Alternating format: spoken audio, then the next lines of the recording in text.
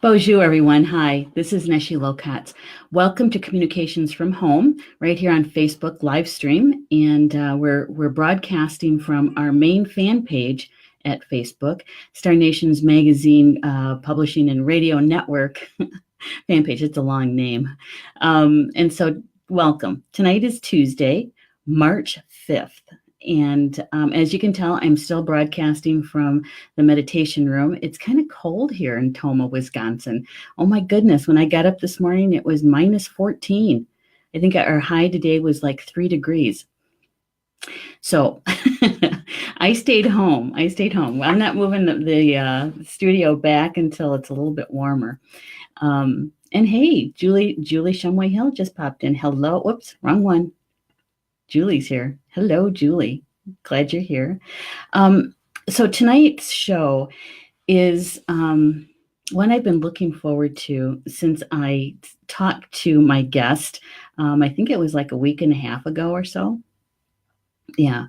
And Karyn and I, we go back quite a ways, and we have roots in space clearing, a teacher in common, and we're both drummers and drum makers. And just to have this conversation with somebody who knows, right? Who knows about that path, that medicine path is a real gift, and it's a real treat. And I'm so glad you guys are going to be with me tonight as we do this.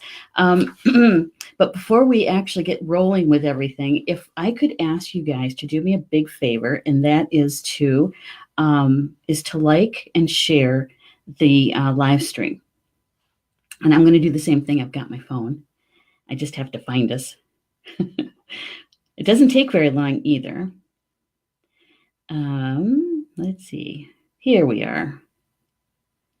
And I'm going to like it. I'm going to share it over to my my news feed, and so that my friends know that I'm live streaming.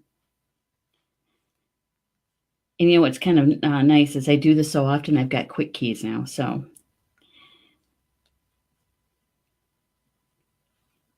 And then asking them to please join us.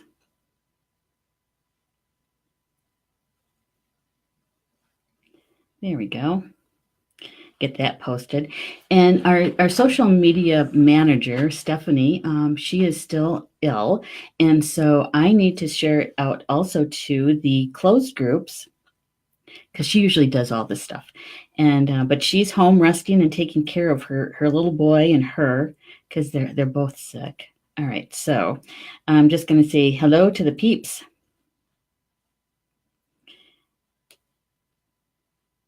Oops, got to spell correctly. That would help. And letting them know that I'm live streaming. Just a reminder. And asking them to please join. There we go.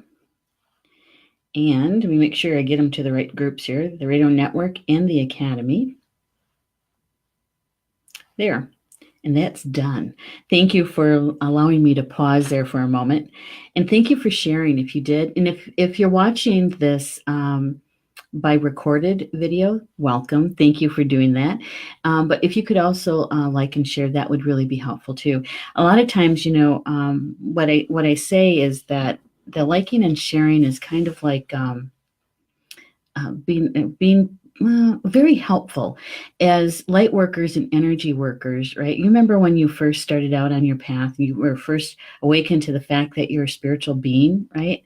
And everything and anything that you could get your hands on to read, to watch, to study, we were like sponges, right? And these days, there's so much information going on out there that when something's posted, it gets buried really quickly because there's so much information. And so when we do the liking and the sharing, it helps us to be in the newsfeed a little bit more often. And so those souls who are looking for something like this, it's easier for them to find us. So it's kind of a nice thing to do. Yeah. Hey, and Ann Keen is with us too. Hi, Neshi. Very interesting tonight's show. Me too. I can't wait to get started here. And Julie said, thank you so much, Julie. She liked and shared, and so did Pat. Thank you so much, ladies. I appreciate it. My guest tonight is, she has a lot of experience, and I want to tell you about it, okay? And I've got her bio here right in front of me, and her name is Karyn Armstrong. And she began her shamanic journey back in 1998 with a trip to Peru. Can you believe that? Peru. She says she was allowed to sleep in the ruins overnight, which usually isn't allowed. A message was brought to her from the spirit world, and it said, "You are the chosen one, not the forgotten one. You are the chosen one, not the forgotten one." She had a vision of a chalice that was adorned with precious stones. It was the moment that she realized her work and who she was going to dramatically begin, right? And can you imagine seeing that in a dream being offered to you, right? Showing you what you look like, really. She says since she graduated from the 2-week intensive and 3-year program with the Foundation for Shamanic Studies, founded by Michael Harner, is a graduate of Sanger Ingerman's Teacher Training in Advanced Shamanic Healing Practices and a graduate of Tom Cohen's 2 courses in Celtic Shamanism. Karyn has participated in several vision quests, also known as Hambleches, and Sundance ceremonies. She has danced with the Bushmen of the Kalahari Desert, was initiated in the King's Chamber in the Great Pyramid, the Temple of Hathor, along with many other temples in Egypt. She worked extensively, and I'm not going to pronounce this correctly. She'll have to help us when she gets here on camera with us. Habola Banstola Nepalese shaman. Karyn was one of 4 shamanic practitioners in a clinical trial of shamanic healing funded by the National Institute of Health Research Grant and carried out by researchers at Kaiser Permanente Center for Health Research in Portland, Oregon. Wow, that's a mouthful. And if you want to take a look at that study, it is available, and we can get you the link for that if you'd like.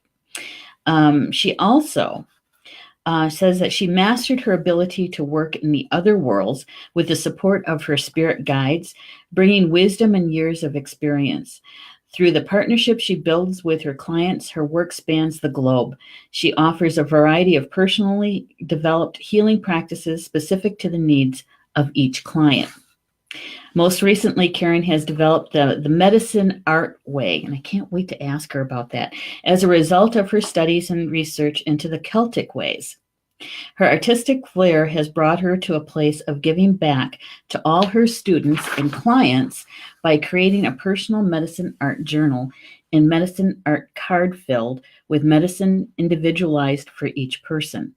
She brings ceremony and sacred space to all her drum making workshops, private drum making workshops, and commissioned drums.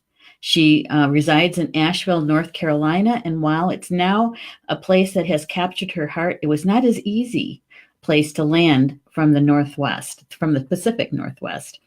The one thing that she has learned from all her travels, she says, and her trainings, is that we're all one, and the drum connects us all. So I'd like to bring to you my good friend, Karyn. Hello, Karyn. Welcome to the show, Karyn. Thank you so much. I'm really grateful to be here. Yeah, and all the way from Asheville. Yes. Asheville. When we first started to get to know each other, I think you were still up in the Pacific Northwest. Absolutely, I was in Oregon. Yeah, that seems like another lifetime ago, doesn't it? It is. It just doesn't seem like it. It is. It is. I've been here 5 years, and I really didn't get grounded and love it here until recently, actually. Yeah. 5 years. It took 5 years to actually land here and be planted and be happy to be here. Well, I know it takes time to adjust, and especially, I'm sure that the energy is completely different in both places, and does take, especially when you're an empath, it's got to take a bit to get acclimated.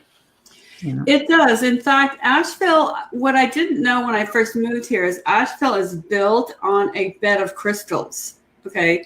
Mm-hmm. In fact, if you go hiking, you can find crystals in the ground. And so everything magnifies here. So anything that you haven't healed or that you haven't dealt with will magnify 10 times when you move here. Oh, it's kind of like going to a reservation, actually. Yep.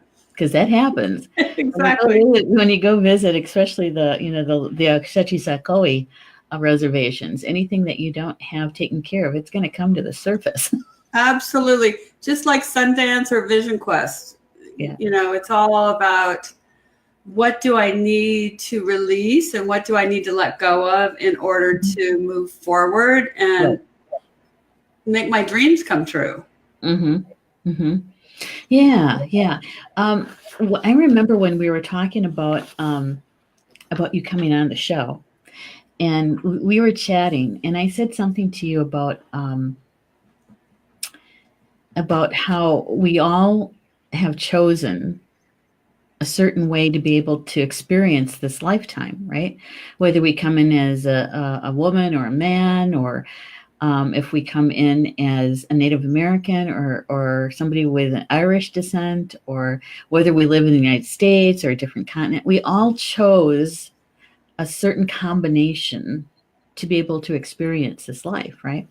Exactly. Yeah. And we were talking about the training about shamanism, and I had shared with you that in my heart, I really know this to be true, that because we came in with certain DNA, certain wisdom in our blood and our bones from our ancestors, that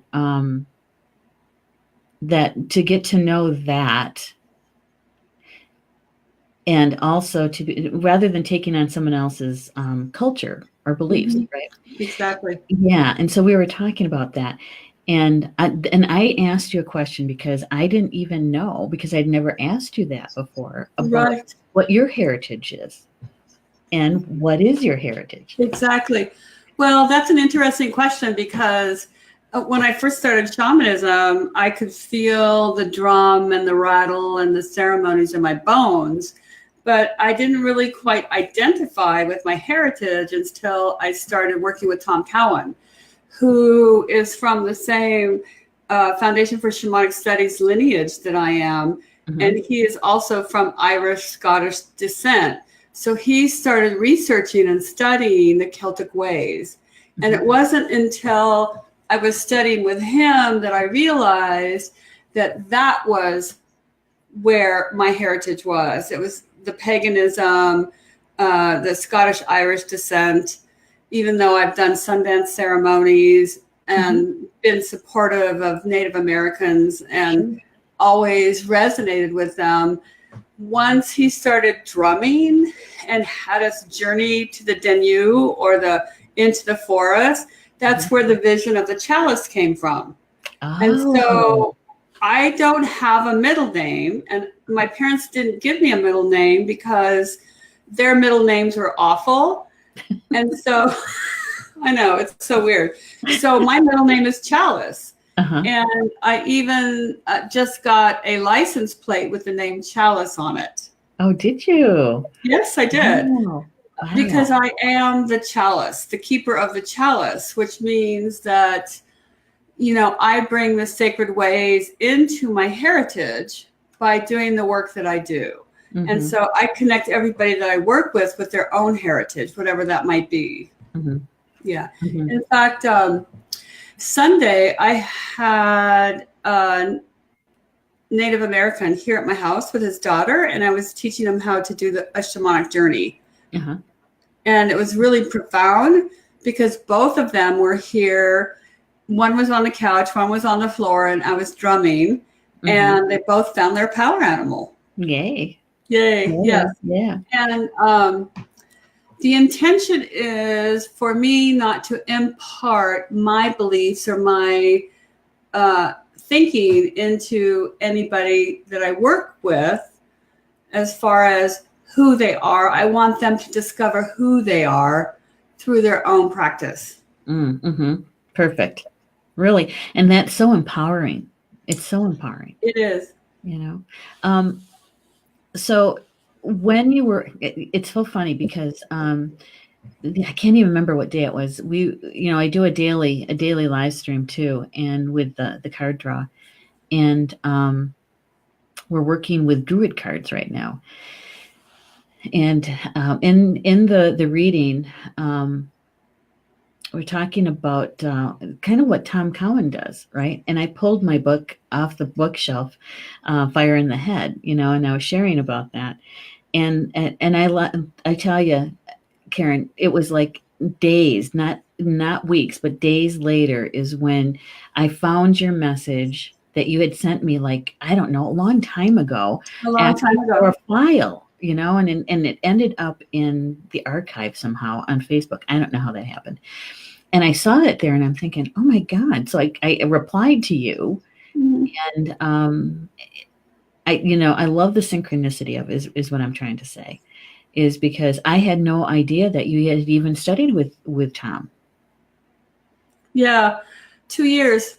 I graduated from his 2-year program. In fact, in April, he's going to have a reunion. Mm-hmm. It's going to be his last reunion in, I think, Minnesota, because he's not going to teach anymore. Oh, he's going to retire from teaching. Mm-hmm. He does a men's group that he really enjoys, but I think he's complete with his teachings. So this is quite appropriate. Yeah. Oh my goodness. All right. So now that we've kind of identified the heritage piece, let's talk a little bit about our drum, because our title is My Drum, My Ancestors, right? Mm-hmm. And I do have all the pictures that you sent me uploaded, and I added a couple of my own too. So anytime you want to talk about one of those pictures, just let me know and I'll bring it up. Okay. Okay. So the connection to the drum. See, mine goes, well, in this lifetime, it goes all the way back to my childhood.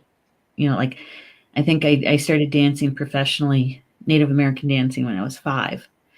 And so that connection with the drum and the dance has always been with me for a really, really long time. When did you get that connection to the spirit of the drum? Well, the spirit of drums, period, have always been with me. The rhythm. Whenever a musician or a band would play, I was always with the drummer. Uh-huh. But I didn't have a deeper connection with a medicine drum until I started studying shamanism. Mm-hmm. Mm-hmm. Yeah. And, we have such parallel stuff because you're also a drum maker. I'm a drum maker. I'm a drummer. You're a drummer. Wouldn't you like to be a drummer too? Yeah. Well, maybe not at 61, probably not. Come on. It's fun. Although I could try, right? I don't know. With the band. So anyway, it's my training in the medicine way comes through my mom's side of the family, through my grandfather, my Misha. Mm-hmm. And so for the longest time, I didn't even know what to call it because people would ask me, where were you trained? How are you trained? It's like, sitting underneath the tree with my grandpa. Exactly. And so I didn't even really know what to call it because it's more of a conventional way, and yet it's a more traditional way, and yet it's not. Mm-hmm. Exactly. And so when they would ask me if I'd been trained by Michael Harner, or the Harner method is what they were calling it. Yeah. No, but I've read his books and I studied with Sandra Ingerman for a class. I wanted to experience her as a teacher, right? And I'm glad I did. She's a wonderful teacher. And so when you took your training, it was the intensive 3-year training. That is a commitment. Yeah, it is. And that's when profound things happened to me, and I realized I was really strange, or I was weird, or I just was confused, right? Yeah. And that's when I connected to my ancestors, because the training is so profound. Michael Harner is a master at bringing the old ways into the 21st century, and you go into a room that is dark. All the windows are covered and it's dark, and they have some lights in the corner of the room, and you've got 60 or 70 people in the room.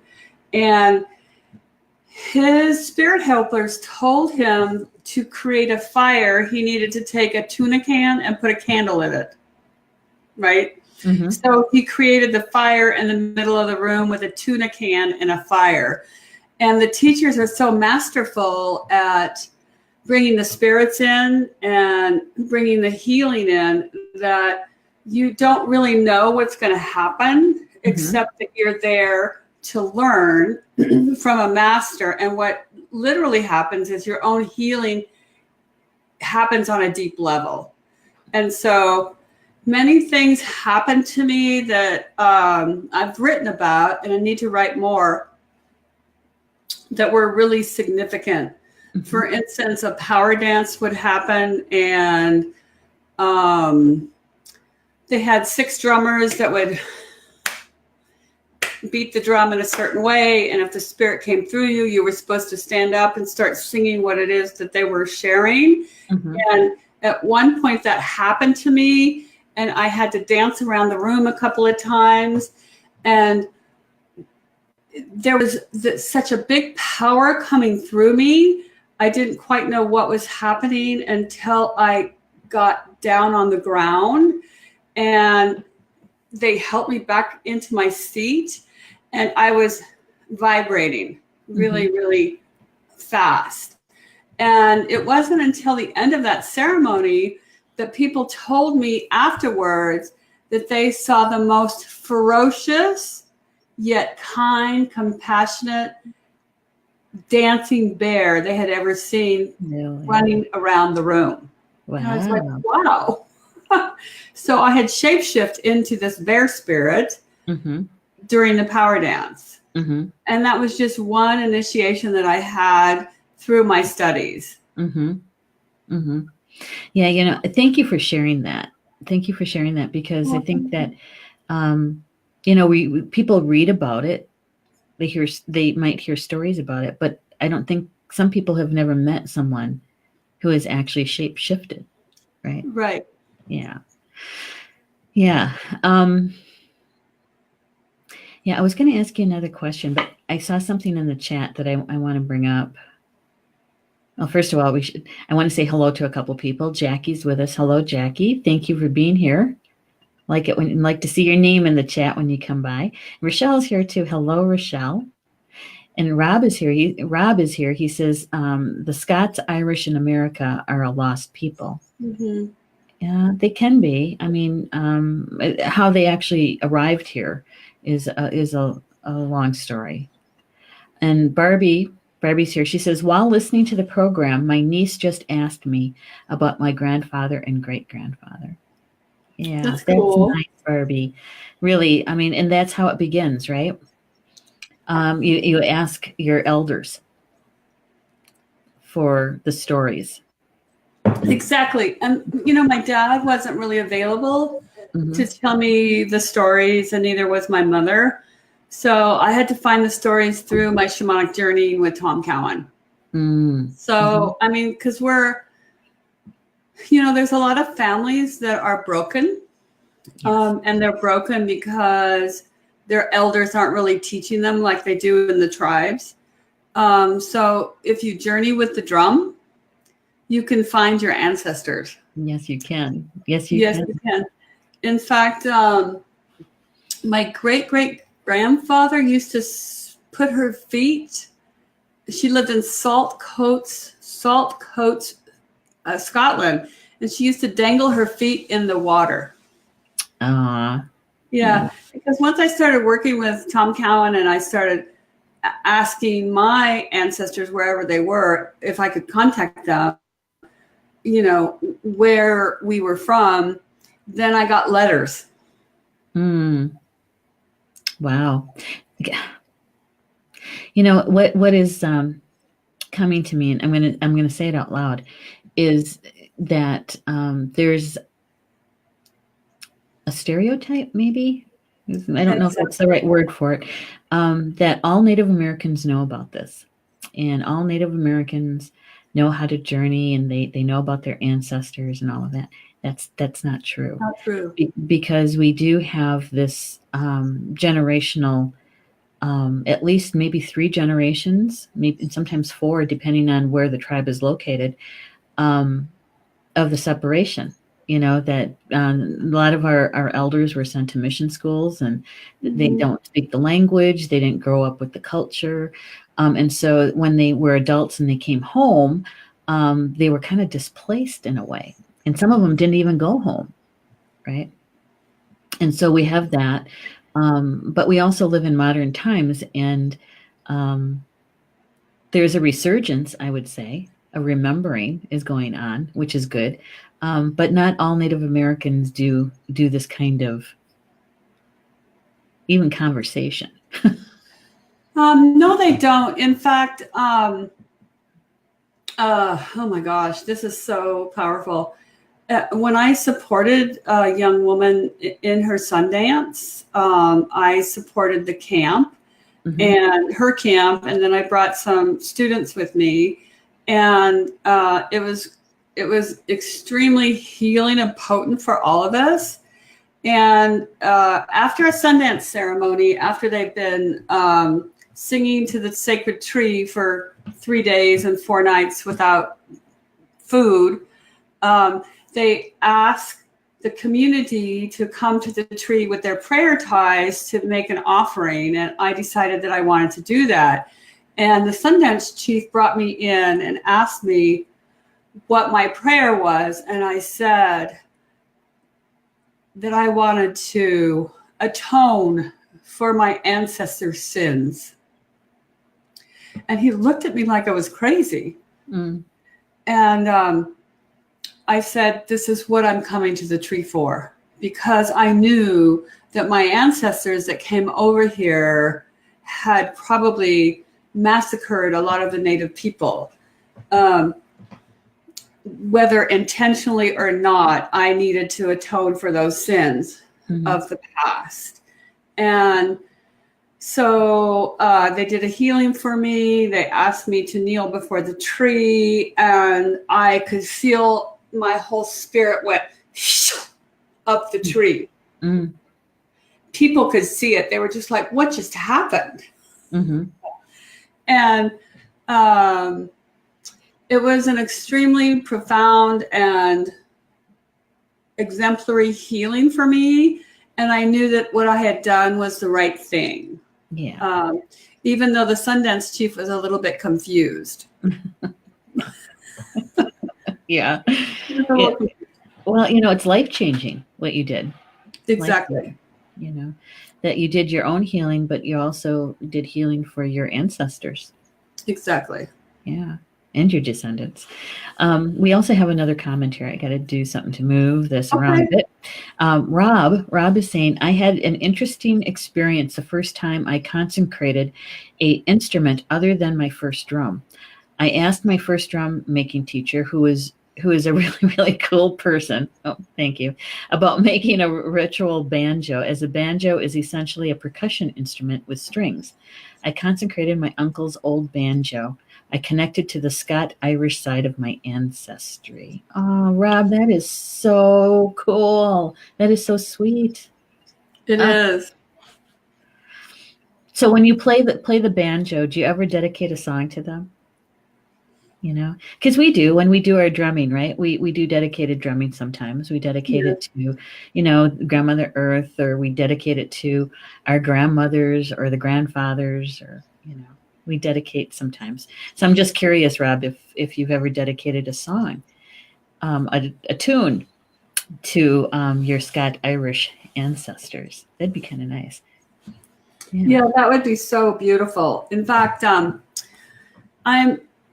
feeling, I don't want to say jealous. I'm feeling a little retracted by that, because I don't have as many stories from my ancestors as he does. Yeah. I have a few precious things that are, sacred items from my family, but it seems like there's this generation of us that families who just split up and went different ways. In fact, my sister and my brother, well, my mom used to be asked, what does your older daughter do? And she said, well, my daughter helps people. That's all that they can say. I don't really share too much about this way of life with my family. And the reason why is because I don't want to be judged. And I don't want to be judged. And I just want to live in a sacred way so that they ask me what it is that I'm doing that makes the light shine, so to speak.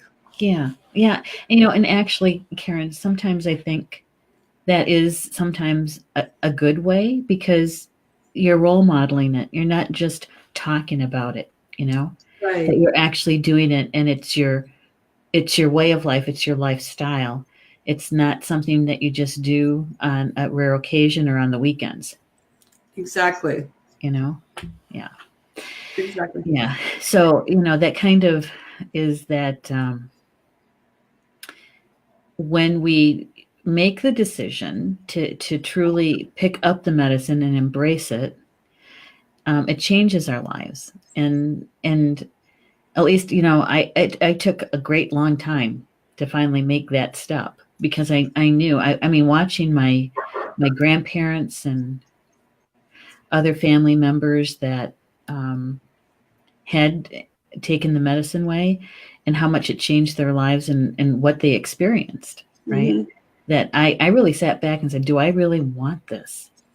Do I really, really want to have to go through, in those days, having a target on your back? It's a commitment. Yeah, it is. It is. It is. And I'm glad I did. Don't get me wrong. But, it was in those early days, because when this happened to me, I was 17, So, That's a young age. I know, it's the age where you think I'm going to be 18 next year, and I get to do this, and I don't have to answer to anybody. And yeah, Spirit's kind of funny. Good sense of humor. They bring this to me when I'm 17. Yeah, it's not an easy life. I'll tell you that. No. Yeah, it's not an easy life. Mm-hmm. You have to be committed. Number one, you have to always remind yourself where you come from and who it is that you are representing. And you have to be authentic. It's sort of interesting because, there's a lot of teachers that have written a lot of books, and they've become famous or well-known because of their books. And I've gotten to know some of them because I used to host them for events in the Pacific Northwest. And it was rather humbling when they finally got transparent with me about their life. And their lives were not simple. Yeah, their lives were not simple at all. And so my mission is to help people be more transparent about who they are and where they come from, and to understand that we're all fallible. Yeah. Because I'm not perfect. Yeah, we're two-leggeds. We're humans. I know. We're not perfect. No. So I have to ask you this question, okay? In your bio, which I want to make sure I get right here, you say that that you developed the medicine art way as a result of your studies and research into the Celtic ways. Right. And so what is the medicine art way, and how does that relate to your ancestry? Thank you for asking. The medicine art way is it's a process that I'm developing through my creation story. Okay. I've always been a bit of an artist or a craft person. And so I'm bridging the artwork and shamanism together. So I believe, because of my past, well, let's back up. I had back surgery in 2012, I think it was. And, when you have back surgery, it's really painful, and they put you on some high medication, and I was on OxyContin, and I loved it. Seriously, I loved it, the medication, right? And I realized, oh my gosh, I am taking this medication because I like it. I'm no longer in pain, right? So I found myself in the art studio, and when I was creating art and I was painting or I was focused on doing some sort of crafting, I would go hours and hours and hours without being in pain. Mm. So I was able to get off the pain medicine by doing art. Ah, I see. Because I was accessing different neurotransmitters in my brain. Mm-hmm. So when I went back to the doctor for a follow-up appointment, he wanted to know, how come you're not taking any more of these pain medications? I know that you must still be in a lot of pain. And I said, well, I'm creating art. I'm painting, I'm coloring, I'm, gluing things together. I'm making collages, whatever it is I'm doing. And I've been able to get off the pain medicine that way. And he thought that that was pretty interesting. And I have wanted to, since then, try to put together a study to make it more official, to get grant money. But that takes a long time and a lot of process. Yeah. So I'm just going to do it myself. Well, good for you. By sharing my own story. Sure. And that, honestly, that is so much more, not just interesting, but it's more heartfelt. It's coming from that you that's authentic, right? Exactly. You also have a picture here. I want to bring it up. Yes. Of the card deck. What was this about? Because that kind of reminded me of the artwork that you're talking about. Well, that's actually an altar. Okay. So I created that for when I was teaching. It's a round piece of leather. And those are all medicine art cards that I've made that I put around the altar. Okay. So I was teaching a class, and I had everybody at one point during the class create these medicine art cards for themselves through images and pictures. Right. When I saw the picture, I thought, to me, it drew me in. And so I wanted to make sure I asked you about that. In fact, some of those cards I've actually given away as gifts because every client or student that I work with, I make them a medicine art journal and a card. And they get it in the mail after they've worked with me and they don't know it's coming. And it's filled with essential oils, so it smells really great. And it's sort of a memento for them to continue their path. And it gives me great satisfaction and joy to make these journals and these cards. In fact, I'm creating one for you. You are? Oh, I can't wait to see it. Yeah. Here's a picture. And I know that this is a little bit, I'm not sure exactly the year. I could probably guess, but this is one of my favorite pictures of you. Oh my. Drumming. Woo. Yeah. That was, oh my gosh. That was in my backyard in Portland, Oregon. That was outside of the yurt. I had a healing center and I had a yurt built on the back property. And I used to drum at night.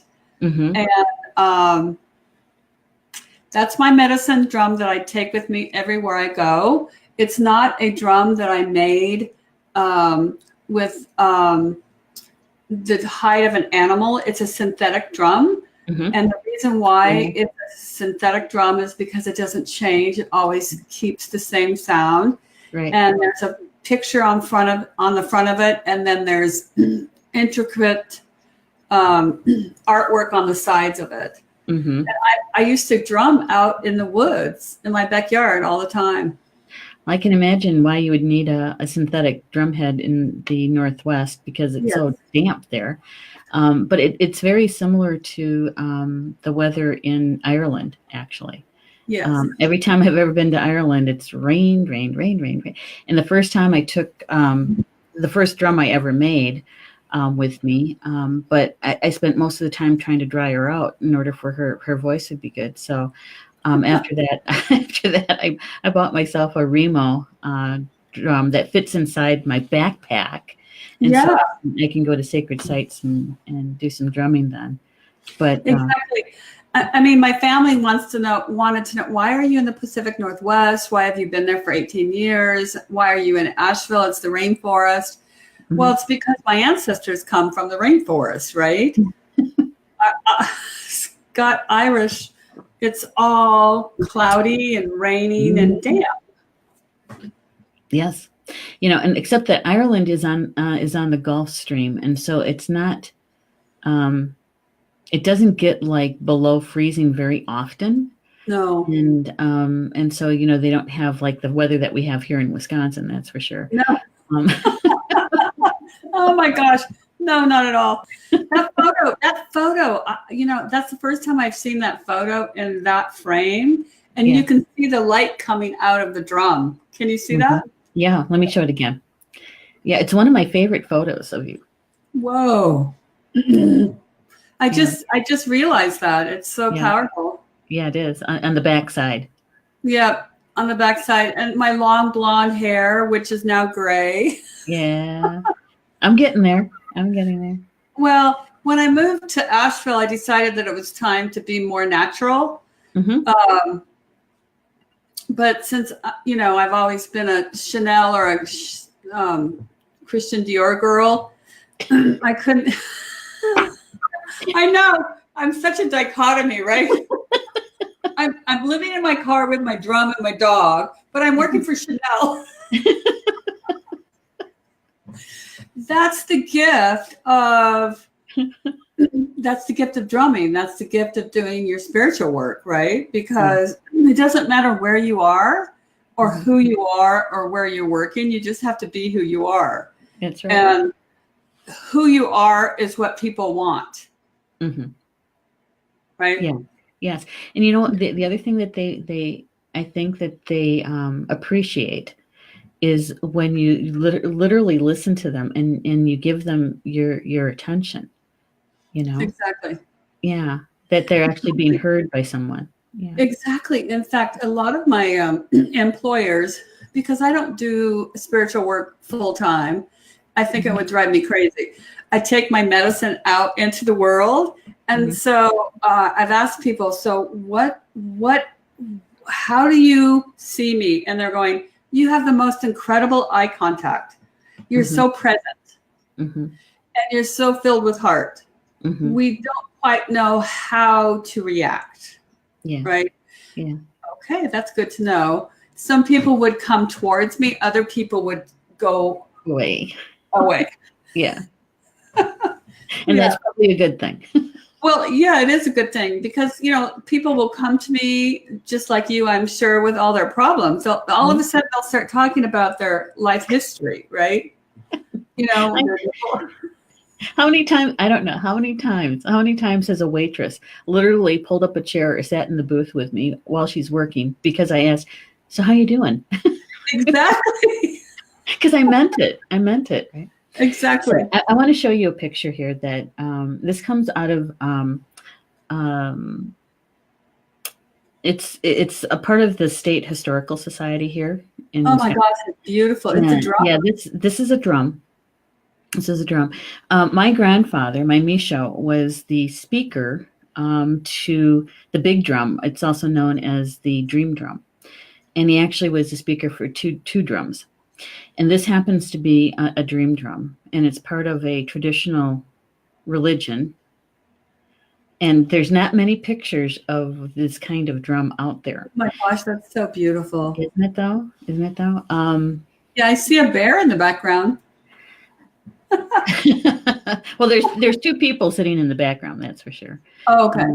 Yeah, this is, I can't even tell you the year of this picture, but when I ran across it a few years ago, this is the first time I've ever shared it. Yeah, this is. Thank you so much for sharing. That is just so beautiful. Yeah. And so my grandfather, the speaker, is the one that holds the stories, remembers the stories, remembers all of the sacred songs. And yeah, and so he would tell the creation stories, and he would tell the stories, the traveling stories is what they call them, or the soul traveling, and how the dreams, they would be certain ones are very important and prophetic, right?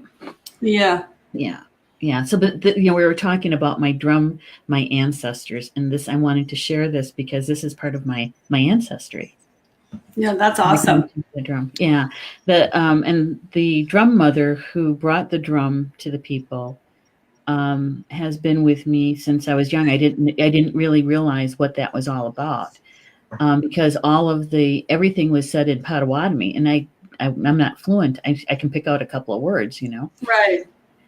And so when I realized who that was, I realized that she's been with me ever since I can remember. So that's who is with me when I do my drum making workshops. When bring people coming to me to make their drums, that's who's with us when we make the drums. Yeah. When I saw that, that picture. Here's one I know that you'll love. Oh, I love it. I love it. I love it.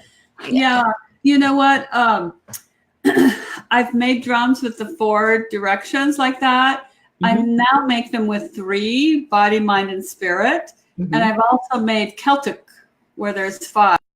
It's more like the wheel. Okay. You have the east, west, north, south, and then you have you, okay? The forest, earth, air, water elements. It's more of a connection to the earth and the elements rather than all the directions. The directions are included, but you're also putting yourself in the mix. Okay. So I think it's a way to define the different drum makers' drum. Okay. I used to make them with the 4 directions. Yeah. It was an accident that I made one with the Celtic directions.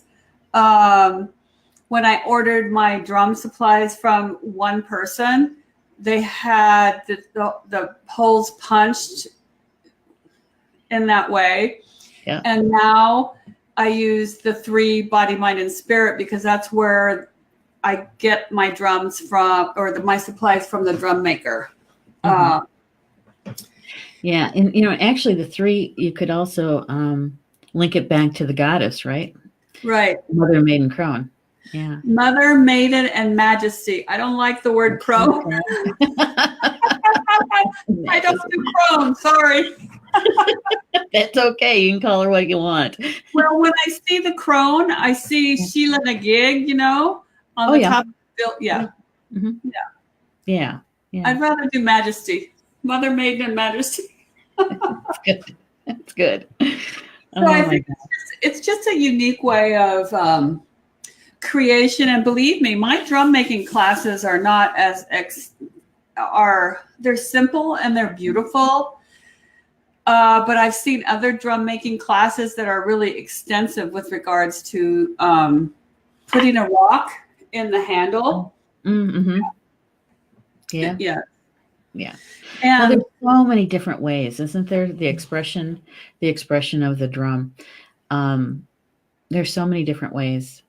And there is, and everybody, what people don't realize is they're making a drum and they want to make a drum because it's something homemade. What they don't realize is a lot of healing is going to happen with the medicine of the drum, with whatever hide that they're going to use. So there's deer, elk, buffalo, horse, moose. You can use cow. A lot of people go, ooh, cow, but the cow is a sacred animal in the Hindu beliefs. Right. So a cow drum would be an amazing medicine tool for somebody that was into more of the sacred Hindu texts. Right. So a lot of times, as you know, I don't know if you use different drums, but I have to actually process people with regards to what kind of hide that they're going to be making. Yes. And a lot of times they'll want me to journey for them. And I do, but what comes to me is not what they want. What they want, right. Yeah, what their mental mind wants, their egoic mind wants. Yeah. Well, I have a drum making workshop coming up in May in Michigan, weekend of the 18th, and we're full. And so we're starting a waiting list, and I've got one coming up here in the fall. I try to do one, at least two in a year, one in the spring and one in the fall, one here and one in Michigan. So, but even with that, things are shifting and changing. They are, because I just taught a drum making workshop for 12 people in January. I have a March 30th drum making workshop happening that somebody wanted to put together. It's full. And then I have 5 people already registered for one in June for the summer solstice.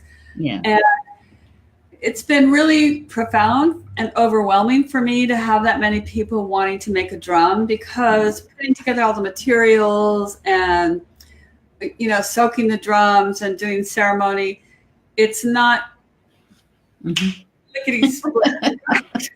No, it's not. No, it's not. No.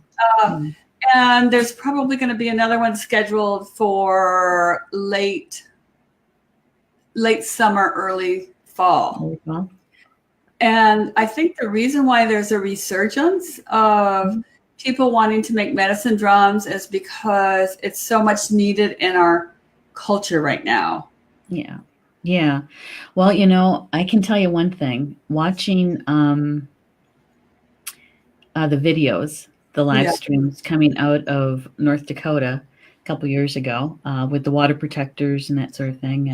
And even here in our own state, a lot of hand drums, a lot of hand drums out there. And, and I do remind people that from a Native American point of view is that when my mother was young and when my grandfather was alive, drums are expensive. They were expensive then for them. And so not everybody had a drum. A lot of times what they had was a communal drum. Right. And so it was easier to come together to create a drum together or to purchase one together. And it would be the community drum. Right. Everybody had their own hand drum. Yeah. No. Well, I know. And, I've sold a couple of drums. I have 3 now that I can see on my wall. I have the first one I ever made. I have my medicine drum that I use. It's a Remo that's painted on. And then I have the Celtic drum up on top. And I actually was going to make a bear drum. I know bear is really, really hard to get. The hide is very, very sensitive, and I had put the hide in, a barrel, and I had put some wet lacing in there, and I didn't know it was wet, and it started eating the bear drum. Oh. So I cut out I cut the hide out where it was eating, and it formed a heart.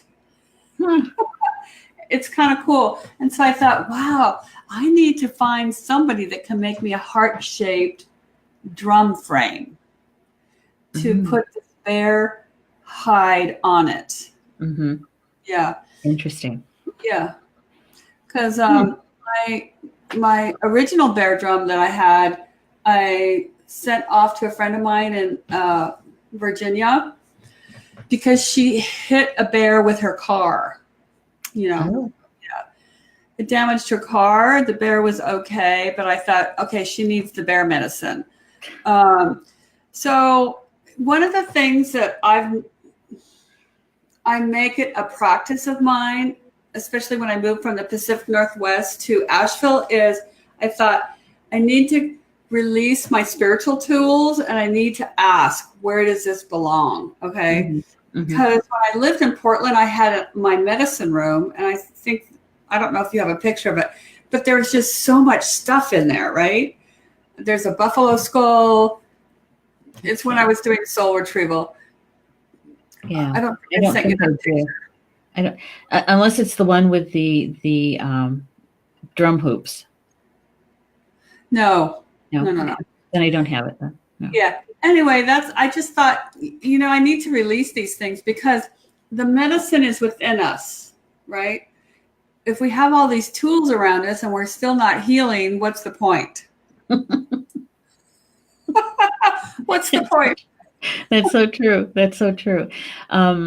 Yeah, I totally get that. I do, because and we're shifting and growing ourselves, right? Exactly. And Always. so when we're finished with one part of our journey, I think it's appropriate to return things either to the earth or to gift them to someone else, or to in some cases, there's some space clearing tools that I used when I was teaching certification courses, Right. that they're teaching tools.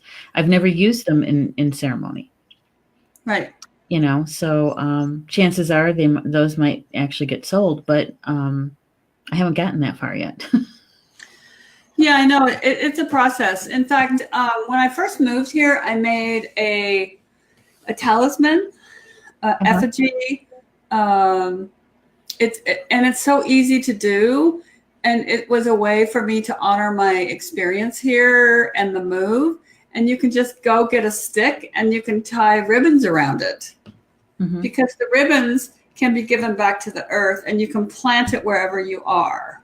Yeah, that's true. It's just one thing that I was taught at Tom Cowan's Celtic training. Well, let's pause there just for a second. I don't mean to interrupt you, but I'm looking at the time, and I want to make sure that we leave our audience with a bit of, it doesn't matter what your ancestry is, but tonight we're kind of focusing in on the Irish, Scottish ancestry, because that is what Karyn has. Okay. Yes. And so if you can help our audience maybe with talking about the stick, and from the Celtic point of view, the Irish, Scottish point of view, on how they can do something like that for themselves. Thank you so much for asking. Yeah. Well, art is one thing that was instilled within us during that training. Poetry, writing stories, using our imagination, walking into the forest with our drum, planting a prayer tie and giving it to the earth, honoring the Denu or the Celtic spirits, is one way that you can connect to your ancestry. Because if you study art history, the pagans came before the Christians, okay? And I think it was one of the kings. I don't remember which king it was, but he wanted to get rid of the pagans, the earth medicine people. So he started putting pictures of Christ and the cross all over the city to influence the people so that he could control them with his power, okay? Which is, it's just part of art history. So one of the things that you can do, and this is quite significant, is you can have a journal. A journal. You can start journeying, and you can just start creatively writing, okay? You can journey to the salmon. The salmon is a great power animal according to the Celtic ways. The salmon was the oldest. The oldest. Yeah. It was carried about, and why it was carried about, it was eaten. You can also create a cauldron. The cauldron, the witch's brew, the cauldron is really your belly. Okay. Your belly is the cauldron. So Mm-hmm. this is where you can brew up good things or bad things. Mm. So whenever something happens to you and you get information that surprises you, ask where in your body you feel it. Okay.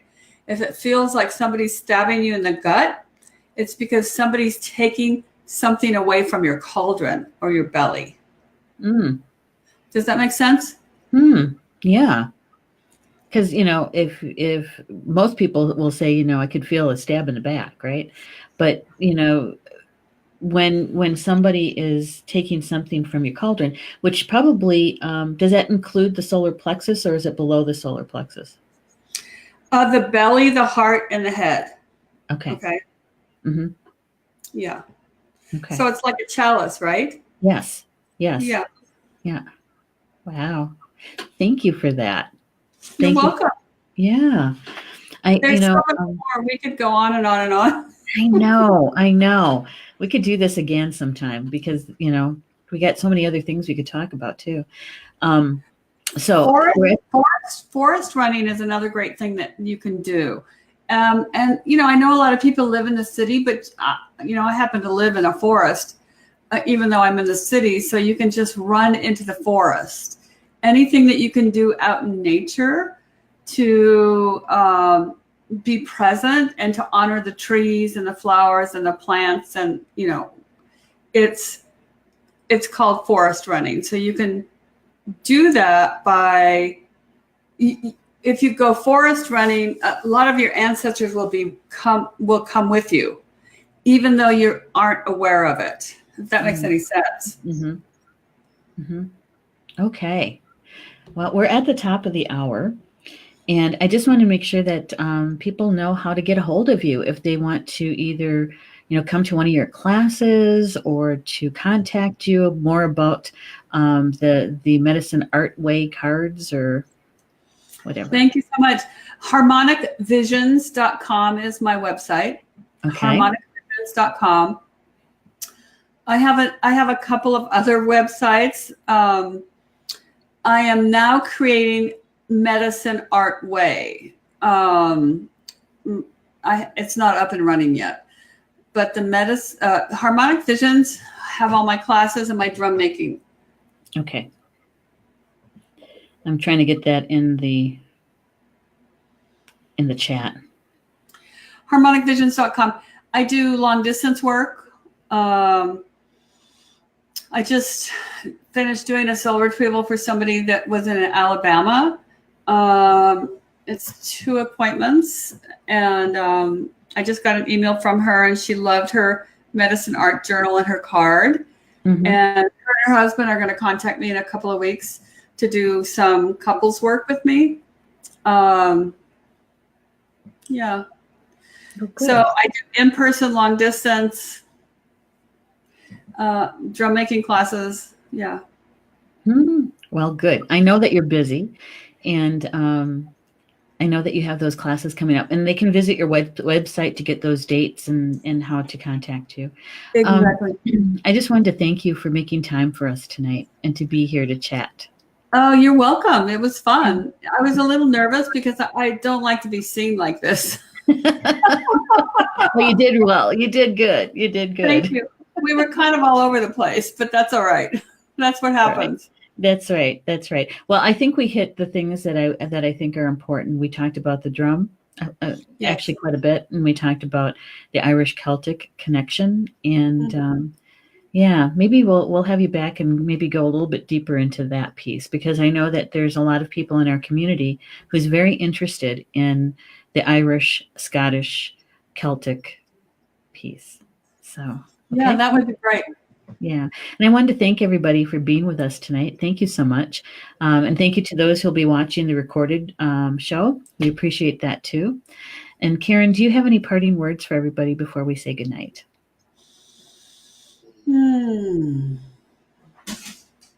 Allow yourself to be seen and not forgotten. Ah, that's a good one. And mine is Bama Mina. Until we see each other again. I love you guys. Good night, everybody.